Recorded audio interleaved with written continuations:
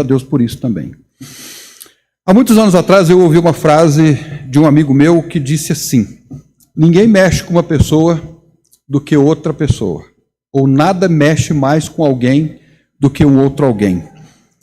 E eu posso dizer que essa frase é verdadeira, e principalmente quando esse alguém é alguém muito especial. Eu diria hoje à noite que a vinda de Jesus Cristo ao mundo impactou muito a vida das pessoas que estavam em torno dele. Então é sobre isso que nós queremos falar hoje. Eu quero comentar sobre alguns impactos, ou então fatos, advindos a partir do nascimento de Jesus. E o nosso texto é Mateus capítulo 1, versículo 18 ao 25. Mateus capítulo 1,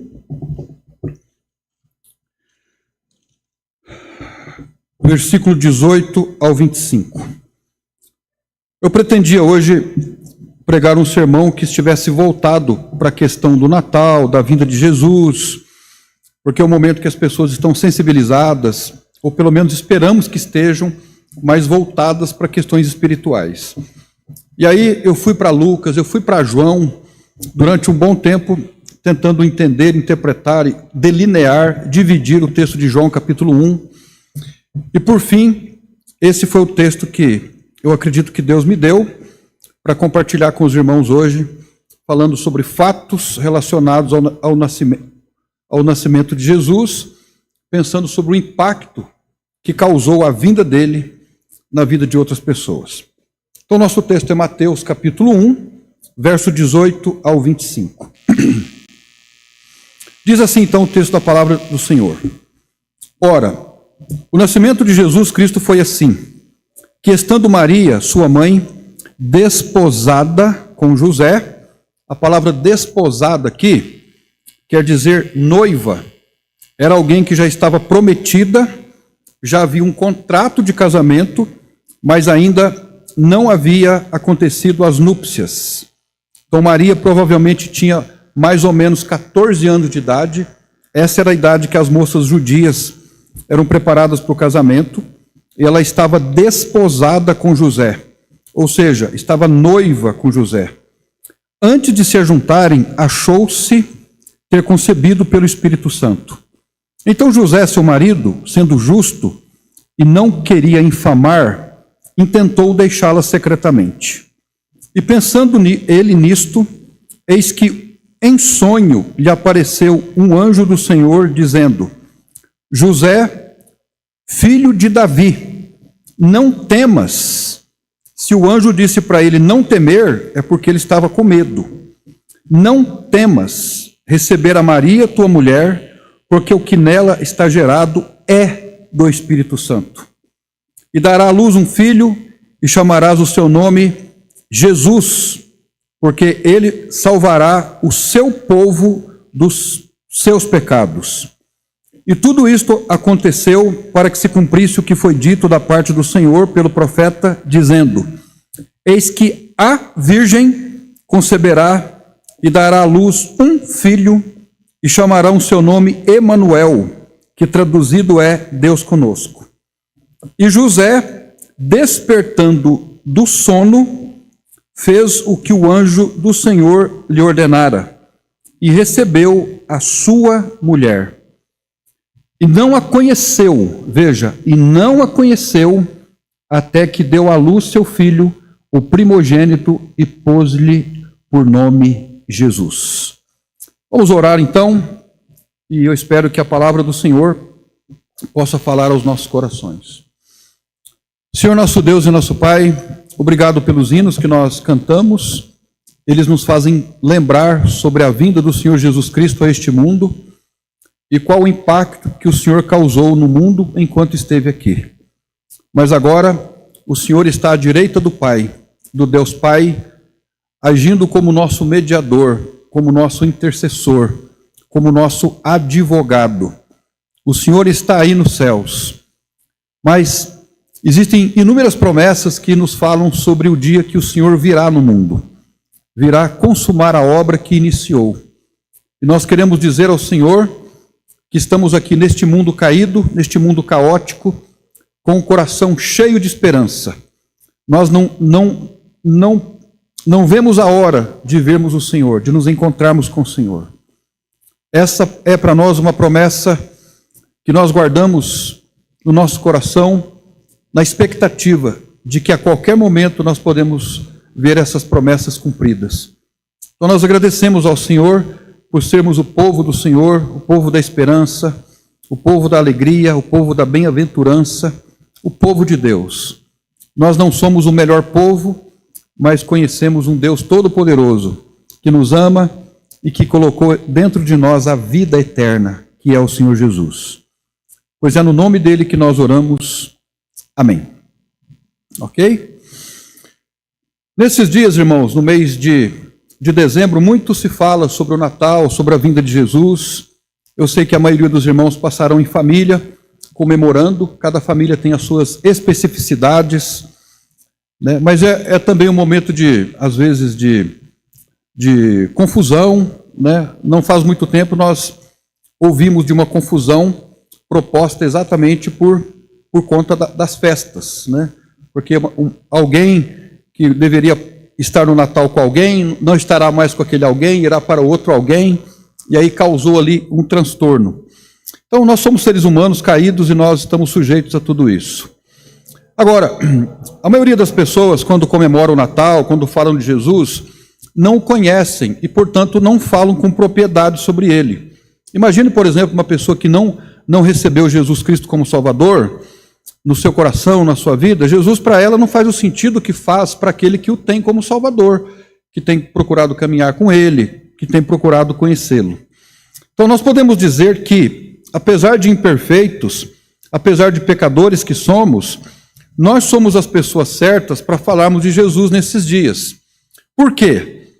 Porque ele nos salvou dos nossos pecados. Amém? Ele nos transportou das trevas para a sua maravilhosa luz. Ele nos deu vida quando estávamos mortos. Ele nos fez companhia quando estávamos sozinhos. Houve um momento da sua vida que você se encontrava sozinho? Eu posso responder que sim. Houve um momento da minha vida que, apesar de morar com meu pai, com minha mãe, com os meus irmãos, com os meus tios, com os meus avós, de estar rodeado de colegas de escola, de amigos, mas eu me sentia sozinho. Então, nesses momentos em que eu me senti sozinho, ele me fez companhia. E talvez aconteceu com você também. Talvez houve um tempo da sua vida que você, apesar de estar rodeado de pessoas, sentia-se sozinho. E Jesus, então, veio fazer companhia para você. A companhia de Jesus, para mim, já dura quase 30 anos, ou mais de 30 anos, né? Eu ando na companhia dele, apesar de mim, apesar dos meus pecados, mas ele está comigo, e creio eu que ele está com você também. Jesus também nos deu esperança quando nós não tínhamos nenhuma esperança, quando estávamos desiludidos. Então, por isso, nós somos o povo que pode, e não somente pode, mas deve falar de Jesus, porque nós somos dele, e ele é nosso. E quando nós falamos do que é nosso, nós podemos falar com propriedade. Nós não falamos só porque alguém nos falou sobre ele, ou porque nós lemos algum livro sobre ele, ou até mesmo porque nós lemos sobre ele na Bíblia, mas porque nós o conhecemos. Então, nesses dias do Natal, é importante que nós falemos de Jesus às pessoas, porque ele nos salvou dos nossos pecados. No sermão de hoje, nós queremos conduzi-lo de forma a mencionar o impacto que a vinda de Jesus, por ocasião do seu nascimento, causou na vida de pessoas. Por exemplo, quando você lê os relatos do nascimento de Jesus, no livro de Mateus, no livro de Lucas, principalmente, os outros livros, os outros evangelhos também falam de Jesus. Por exemplo, João fala de Jesus como verbo de Deus, como nós lemos no capítulo 1. Marcos não fala muito, Marcos já entra falando sobre Jesus fazendo os seus milagres. Mas quando nós lemos nos evangelhos de Mateus e Lucas, a narrativa, ou os fatos que narram a vida de Jesus, nós vamos perceber que o seu nascimento causou impacto para Maria. A vida de Maria mudou totalmente depois que ela foi concebida pelo Espírito Santo para ser a mãe de Jesus. Mas a vida de José também foi impactada. A vida de de Zacarias, né, que foi o sacerdote daquela época, de Isabel. Zacarias e Isabel eram os pais de João Batista, primo do Senhor Jesus. Isabel era prima de Maria. Então, essas pessoas que ali estiveram presentes, muito próximas a Jesus, foram muito impactadas pela vinda dele, pelo nascimento dele. Agora, nós podemos dizer que não somente essas pessoas que estiveram muito perto de Jesus por ocasião do seu nascimento, mas podemos dizer que os discípulos mais tarde, os apóstolos, as pessoas ao longo da história foram impactadas pela vinda de Jesus e pela vida de Jesus. Nós podemos dizer que pessoas no mundo todo, hoje, foram impactadas pela vinda de Jesus. Tantos textos interessantes a gente tem na literatura, como a Odisseia e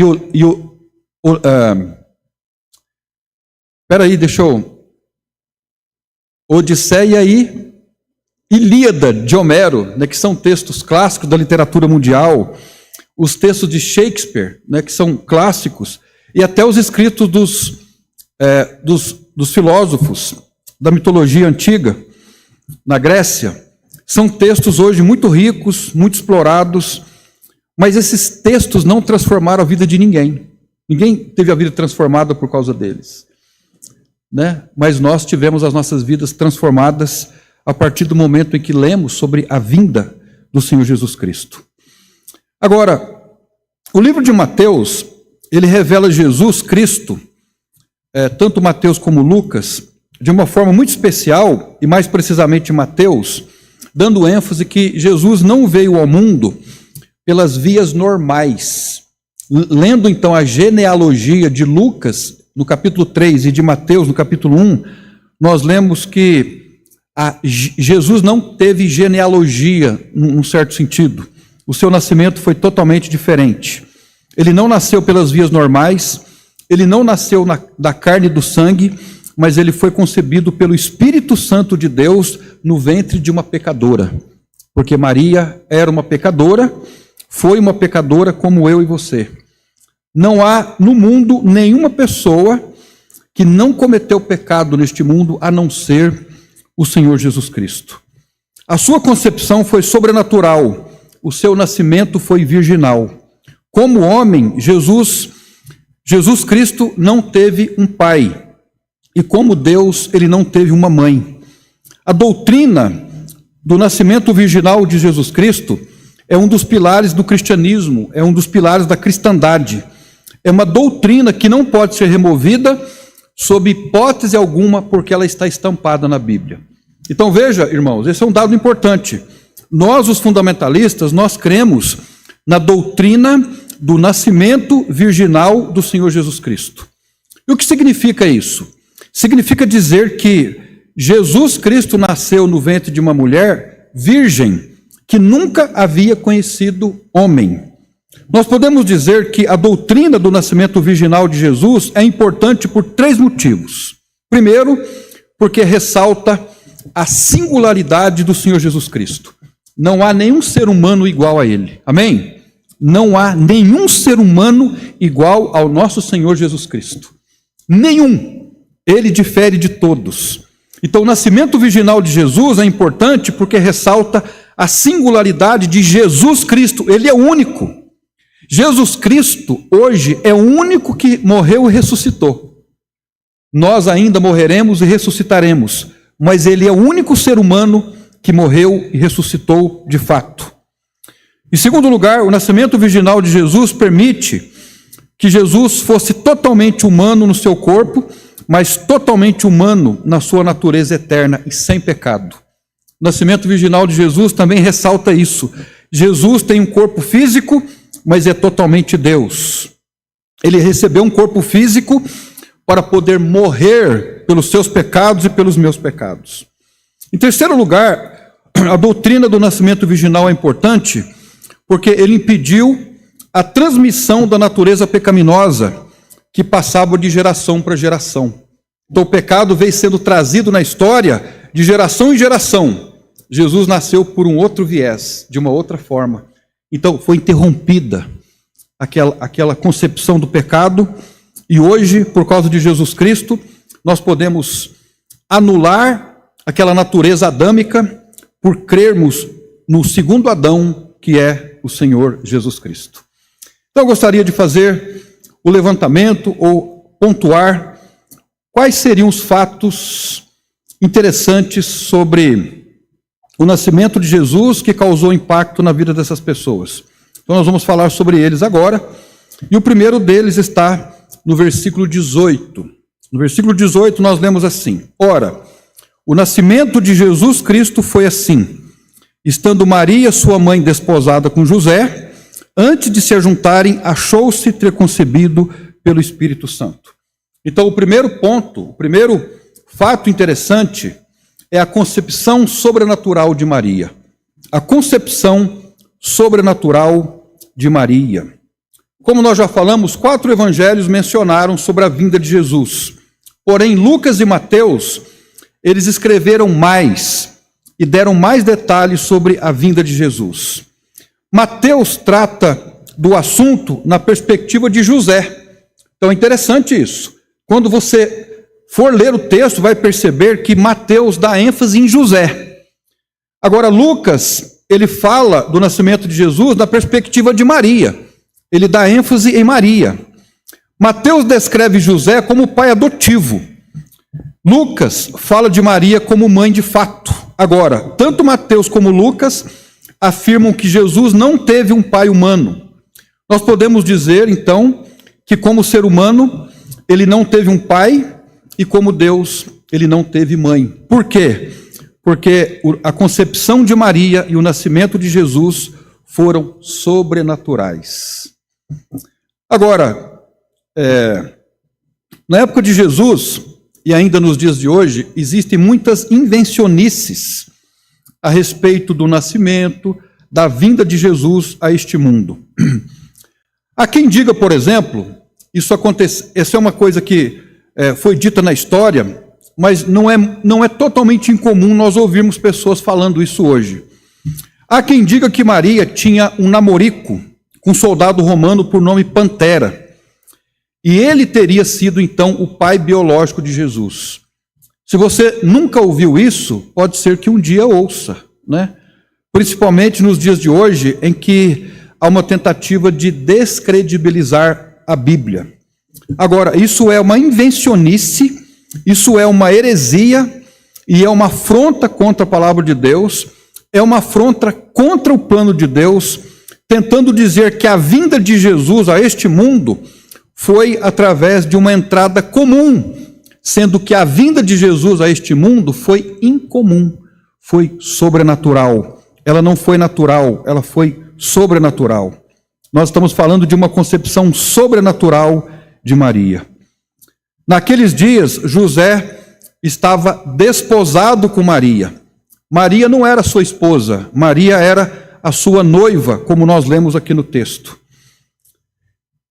Nesta fase, os jovens já eram considerados casados. Como nós já falamos em outros momentos, naqueles dias o casamento se dava por 3 etapas. Primeiro era o contrato, segundo a apresentação e depois as bodas. Então os pais faziam o contrato dos nubentes, dos noivos. Depois de um tempo havia a apresentação, um era apresentado para o outro, e depois as bodas. E José e Maria estavam nessa primeira fase, eles estavam ainda na fase do contrato. O que o texto diz sobre desposados, eles eram noivos, eles eram apenas noivos, eles ainda não haviam passado pelas núpcias. Mas nós lemos alguns textos aqui que precisam de entendimento. Nós precisamos desse entendimento para decifrarmos algum texto. Veja o verso 19. Isso explica o que nós estamos falando. Então José, seu marido, sendo justo. Veja, o texto diz que José já era marido, certo? Mas ele não era um marido no sentido pleno da palavra, porque ele ainda não havia conhecido Maria. Mas era um tipo de marido por contrato. Era um tipo de marido prometido. Aí veja também o verso 20. E pensando ele nisto, eis que em sonho lhe apareceu um anjo do Senhor, dizendo: José, filho de Davi, não temas receber a Maria, tua mulher. Ou seja, não temas receber a Maria, tua mulher, porque o que nela está gerado é do Espírito Santo. Aí, se você ler esses dois versículos, você então pode afirmar, se não tiver o entendimento correto, que José já era marido de Maria. Mas ele era marido de Maria no sentido contratual. Ele era noivo de Maria. Aí o verso 24 responde: e José, despertando do sono, fez como o anjo do Senhor lhe ordenara, e recebeu a sua mulher, veja o verso 25, e não a conheceu até que deu à luz seu filho, o primogênito, e pôs-lhe o nome de Jesus. A palavra conheceu aqui é uma palavra que se refere às núpcias, ou seja, José não conheceu a Maria até que Maria deu à luz a Jesus, passou pelo período da purificação, porque naquela época, quando uma mulher judia dava à luz, quando era um menino, ela ficava numa fase de purificação por 30 dias, e quando era uma mulher, eram 60 dias de purificação. Então, só depois, então, José coabitou com Maria, e aí gerou outros filhos que foram os irmãos do Senhor Jesus Cristo. Ok? Então, nós estamos, em primeiro lugar, estamos falando sobre a concepção sobrenatural de Maria. O nascimento de Jesus foi virginal, porque a concepção foi sobrenatural. Segundo lugar. Obrigado, cara.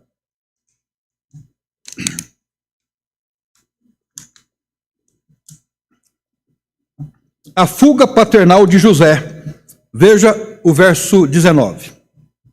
Então José, seu marido, ou seja, marido por consideração, marido ainda não de fato, no sentido pleno da palavra, sendo justo e não queria infamar, intentou deixá-la secretamente. Então, em primeiro lugar, a concepção sobrenatural de Maria. Em segundo lugar, a fuga paternal de José. Agora nós vamos para Lucas, capítulo 1, porque o texto de Lucas nos dá um entendimento sobre isso. Vamos comigo lá para Lucas, capítulo 1. Por favor. Lucas, capítulo 1.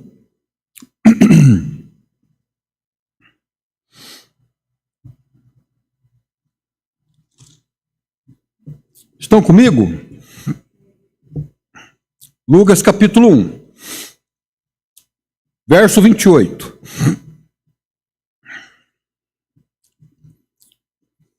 Nós vamos ler a partir do 28 para ganharmos tempo. Diz assim o texto: e vindo o anjo até ela, disse: salve, agraciada, o Senhor é contigo, bendita tu és entre as mulheres. E vendo-o, ela turbou-se muito com a sua palavra, e considerava que saudação seria esta. Disse-lhe então o anjo: Maria, não temas, porque achaste graça diante de Deus. Veja que Mateus dá ênfase em José, Lucas dá ênfase em Maria. Eis que em teu ventre conceberás e darás à luz um filho, e chamarás o seu nome Jesus. Este será grande, e será chamado Filho do Altíssimo. E o Senhor Deus lhe dará o trono de Davi, seu pai, e reinará eternamente na casa de Jacó, e o seu reino não terá fim. E disse Maria ao anjo: como se fará isto, visto que não conheço homem algum? E respondendo o anjo, disse-lhe: descerá sobre ti o Espírito Santo, e o poder do Altíssimo te cobrirá. Olha, essa palavra é uma palavra interessante. Te cobrirá com a sua sombra. Por isso também o santo que de ti há de nascer será chamado Filho de Deus. Agora, imagine você, uma jovem de 14 anos, passar por uma experiência dessa. Ouvir o que ela ouviu do anjo. Que impacto isso teria causado na vida dela? Então, ela recebe a notificação de que receberá uma concepção sobrenatural. Agora, a notícia é forte, são notícias que trazem mensagens muito fortes. E aí, como é que fica José nessa história? Aí, voltando lá para o texto de Mateus, que é o nosso texto principal, né, no verso 29. Então José, seu marido, sendo justo e não queria infamar, intentou deixá-la secretamente. Desculpa, irmãos. Voltando para o texto de Lucas, eu gostaria de ler também no capítulo 1 ainda, o que aconteceu aqui, lá no verso 39. Faltou ler esse texto. Verso 39. E naqueles dias, levantando-se Maria, foi apressada às montanhas, a uma cidade de Judá, e entrou em casa de Zacarias, e saudou a Isabel.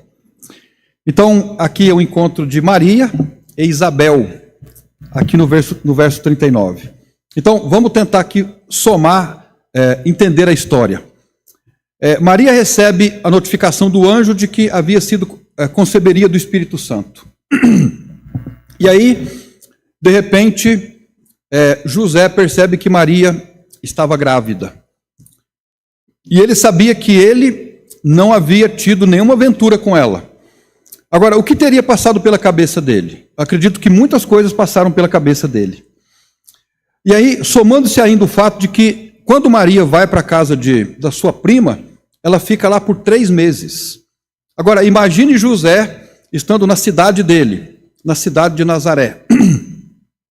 A minha noiva ficou grávida e foi para a casa da prima dela, e ela ficou lá por 3 meses. E o que passaria pela cabeça dele? Imagine a luta interna de José quando ele se deparou com essa realidade, com essa situação. E o texto diz que ele não queria infamar a Maria, e por isso ele intentou deixá-la secretamente. José tinha 2 caminhos. Naquela época existia 2 caminhos para isso. O primeiro caminho era resolver a questão pela via judicial. Havia um processo judicial público em que a pessoa procuravam as pessoas da lei, e aí havia exposição. A pessoa era exposta por aquilo que ela cometeu, e em alguns casos a resolução era apedrejamento. Ela deveria ser apedrejada. Agora, José não sabia de todas as coisas, ele não sabia de fato o que estava acontecendo. Agora, ele poderia tomar um outro caminho, ele poderia tomar o caminho de divorciar-se dela, mas se ela não havia sido casada ainda com ele, era possível executar um divórcio para 2 pessoas que eram noivas? Sim. No contrato de casamento, ainda que não houvesse as núpcias, poderia e deveria, nesses casos, haver o divórcio. Então, o José poderia divorciar-se dela e não tornar pública a situação. Esse foi o caminho que ele tomou, porque o texto diz que ele intentou deixá-la secretamente. Nós poderíamos dizer, então, que ele não preferiu o escândalo, ele resolveu fugir, ele preferiu sofrer o dano e não expor a sua noiva. É interessante isso. Então, nós falamos aqui sobre a fuga de José. Tem uma frase de Spurgeon, de Charles Spurgeon, que talvez se encaixe muito bem naquilo que o texto está comunicando conosco aqui e que serve para a nossa aplicação. O texto diz assim: quando precisamos fazer algo grave, devemos escolher a forma mais terna no sentido de amorosa, doce, afetuosa e meiga, possível, ou talvez nem precisemos fazê-lo de modo algum. Charles Spurgeon. Então, o que ele está dizendo aqui é que se nós precisamos fazer alguma coisa drástica sobre a vida de alguém que está fazendo uma coisa drástica, nós precisamos fazer da forma mais doce, mais afetuosa, mais meiga possível. Ou, se possível, talvez nem é necessário fazer. É muito interessante como a Bíblia não faz questão de esconder os erros de muitos dos seus heróis, mas é muito interessante como alguns heróis da Bíblia pretendiam esconder, ou pelo menos não tornar público, aquilo que alguns fizeram. Que seja uma lição para nós, né? De nós não querermos dar publicidade àquilo que não é necessário darmos publicidade. Então, a concepção sobrenatural de Maria, no verso 18, a fuga paternal de José, no verso 19, em terceiro lugar, a mensagem do anjo a José. A mensagem do anjo a José. Veja o verso 20. E pensando ele nisto, eis que em sonho lhe apareceu um anjo do Senhor, dizendo: José, filho de Davi. Aqui ele está se referindo a José como filho de Davi. José era descendente de Davi? Sim. E Maria era descendente de Davi também? Sim.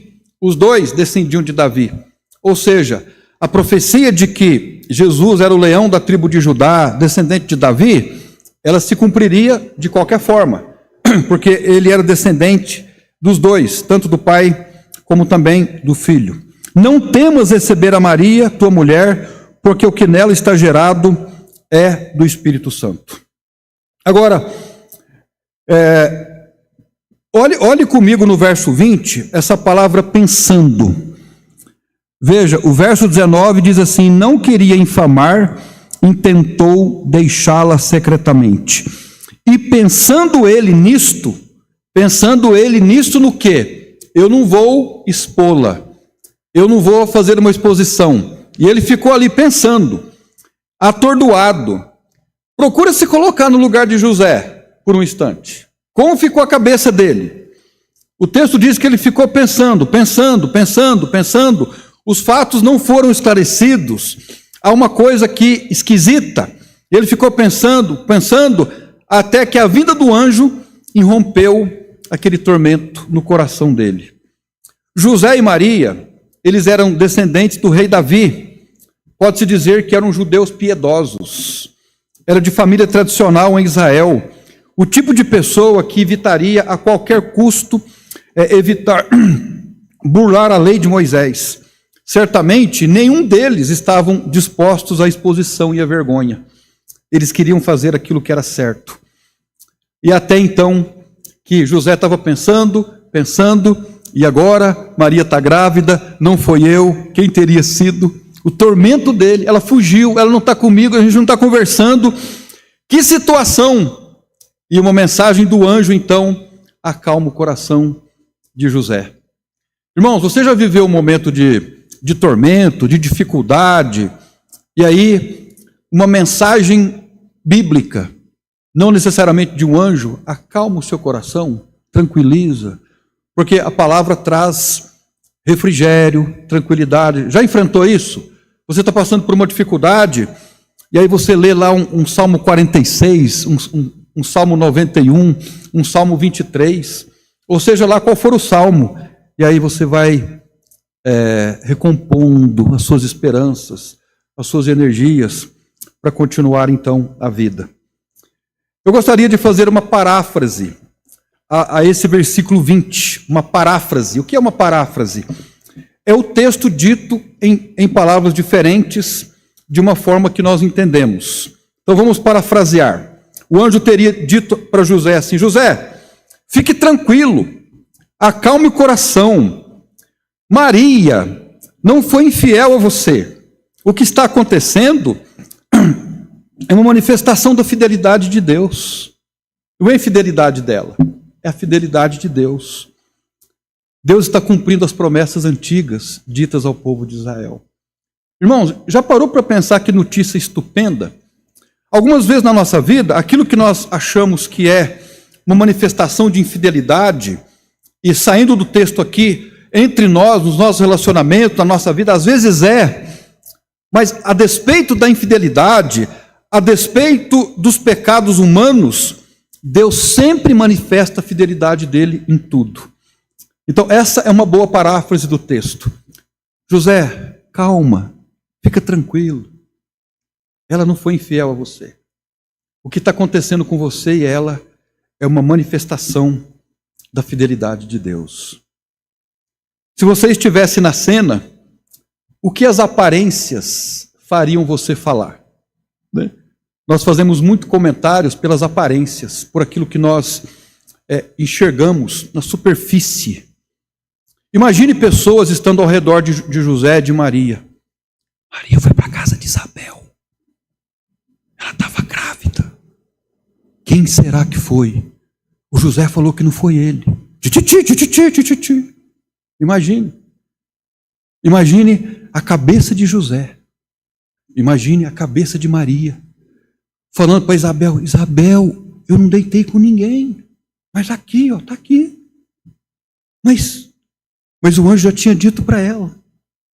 Imagina a cabeça de uma menina de 14 anos. Imagina a cabeça de José.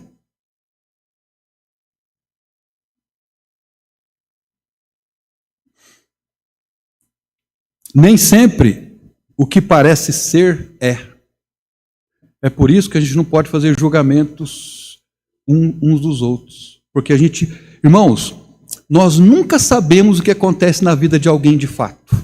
Nunca sabemos. Nós aqui, eu posso dizer que nós temos uma relativa proximidade, uma relativa comunhão. Nós conversamos aqui, conversamos ali, nós permitimos que nos conheçam. Eu acredito que esse grupo aqui, e também incluindo outros irmãos que não estão aqui agora, nós temos isso. Mas nós não sabemos o que passa, por exemplo, na intimidade de uma família. Nós não sabemos. Nós sabemos um pouco daquilo que, por exemplo, o Lucas com a Gisele vive, o Carlos e a Jaqueline, o Edinho e a Rosana, o Benigno e a irmã Sirene. E o contrário também, os irmãos sabem de nós um pouco, mas nós sabemos uma parte das coisas. Nós nunca sabemos o que se passa na vida de alguém. Por isso nós não temos todos os elementos que possam nos dar o direito de fazermos juízo de valor sobre quem quer que seja. Imagine pessoas de fora falando sobre José, vamos apedrejar ele. Falando sobre Maria, eu vou jogar a pedra em Maria. Mas o texto diz que José não quis difamá-la, porque ela não tinha um caráter duvidoso. A concepção sobrenatural de Maria, a fuga paternal de José, a mensagem do anjo a José. Em quarto lugar, a missão profetizada e cumprida do filho. Então nós estamos falando da mãe, do pai e agora do filho. Verso 21. E dará à luz um filho, e chamarás o seu nome Jesus, porque salvará o seu povo dos seus pecados. A missão do filho de Maria foi pela primeira vez proferida em Gênesis capítulo 3, no verso 15. Vou pedir para a Kira colocar para nós, por favor, Gênesis 3,15. Nós temos a primeira profecia referente ao Filho de Deus. Veja o texto.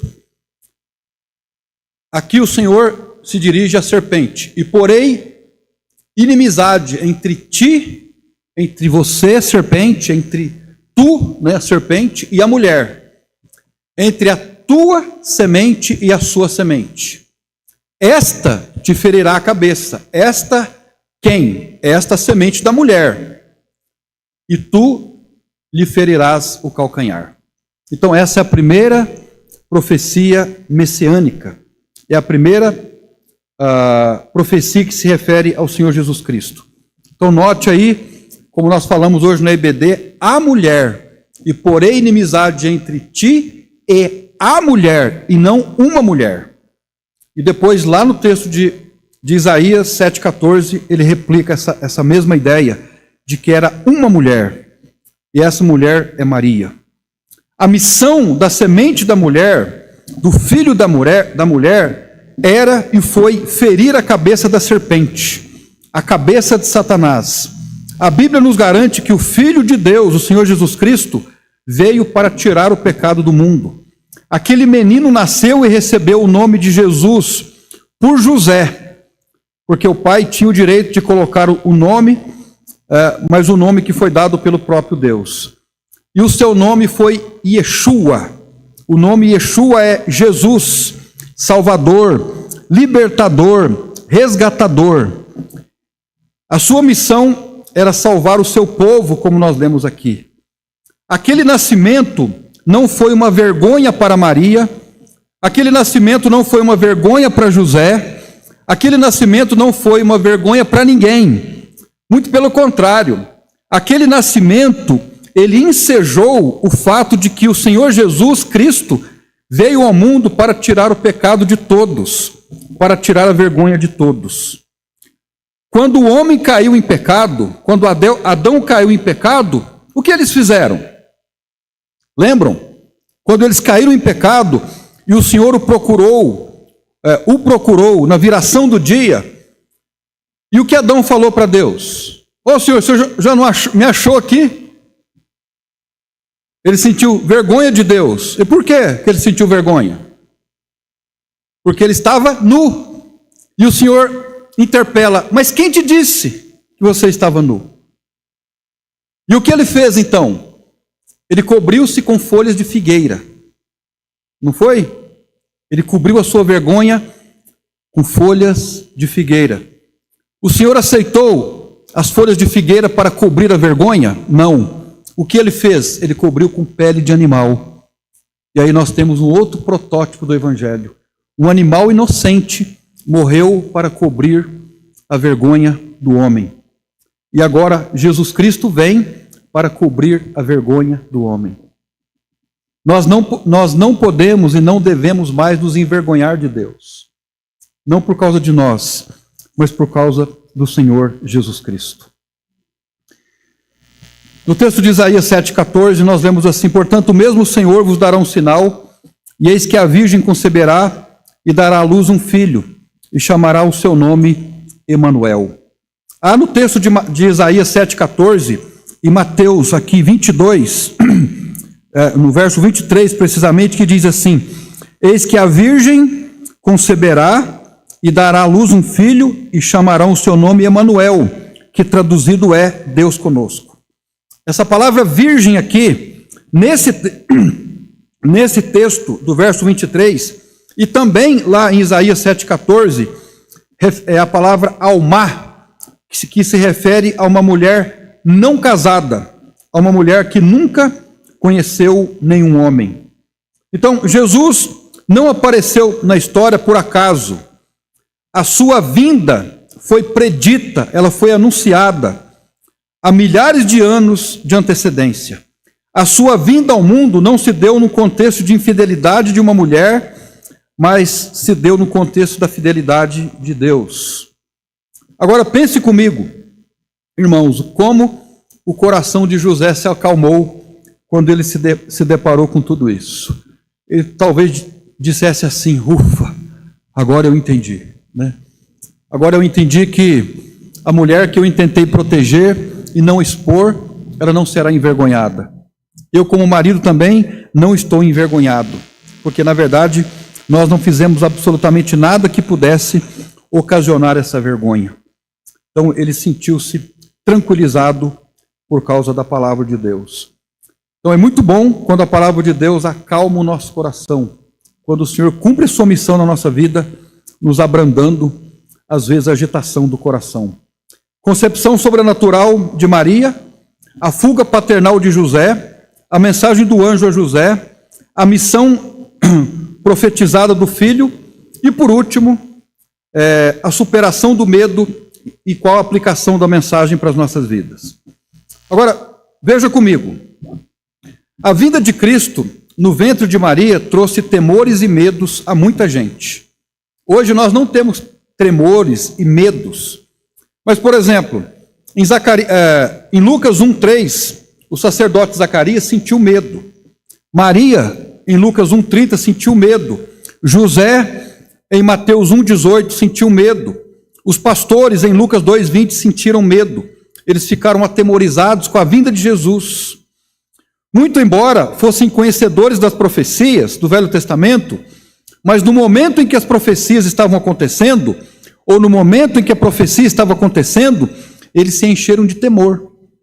Nós, por exemplo, hoje não esperamos por Jesus por ocasião do seu nascimento. Nós estamos esperando por Jesus por ocasião do arrebatamento, da sua segunda volta. Agora, quando nós começarmos a vislumbrar o retorno dele, nós sentiremos medo. Você já tem sentido, ou pelo menos temor, a respeito da vinda de Jesus?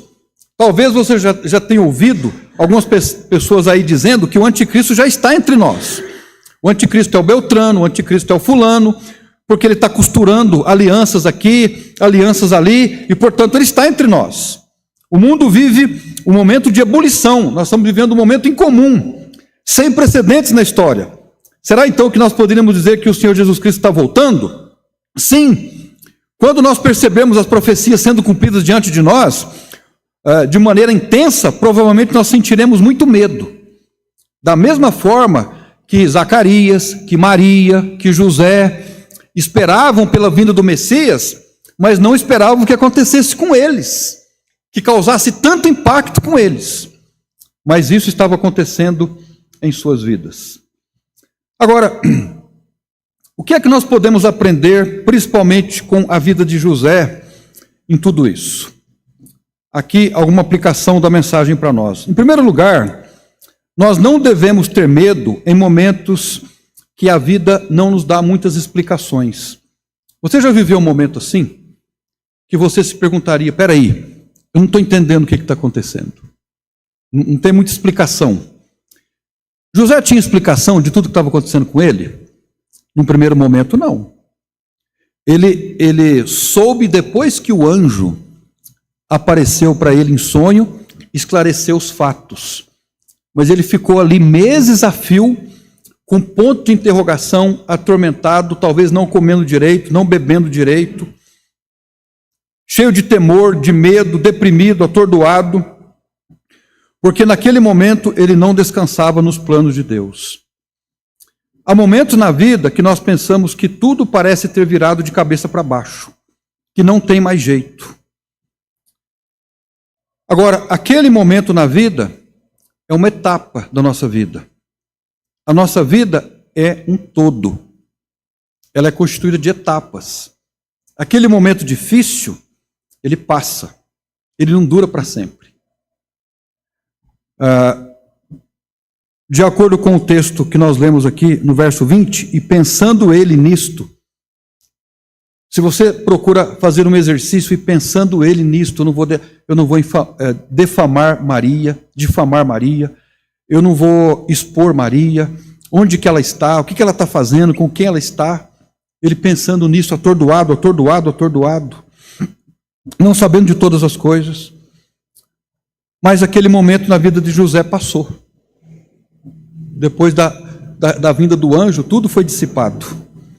Irmãos, nós enxergamos só o momento. Deus vê o conjunto.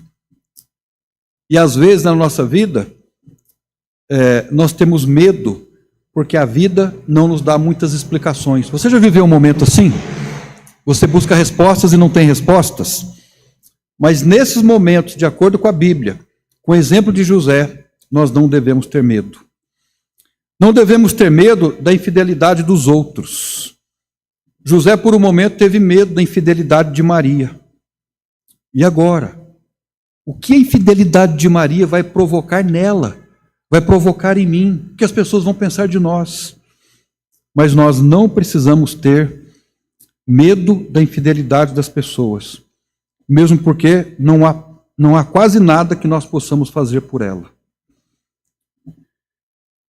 Aquilo que, numa primeira olhada, era uma noite sombria para José, numa segunda olhada, revelou ser um halo de luz. Às vezes, na nossa vida, é uma questão de perspectiva. A gente olha para a situação, é um momento difícil. A gente dá uma segunda olhada, não é tão difícil assim. Porque Deus está no controle de todas as coisas. Em terceiro lugar, nós temos que ter o cuidado para não julgarmos o fracasso alheio. Pois o que os nossos olhos podem enxergar muitas vezes é o fracasso, sendo que aos olhos de Deus pode ser uma grande salvação, pode ser uma grande bênção. O casamento de José poderia ser um fracasso aos olhos de muitos, mas Deus estava trazendo uma bênção, não somente para ele, mas para toda a humanidade. A vida de José também nos ensina que nós não podemos e não devemos ter medo da opinião das pessoas. Imagine se José fosse prezar a opinião das pessoas, mas ele não fez isso.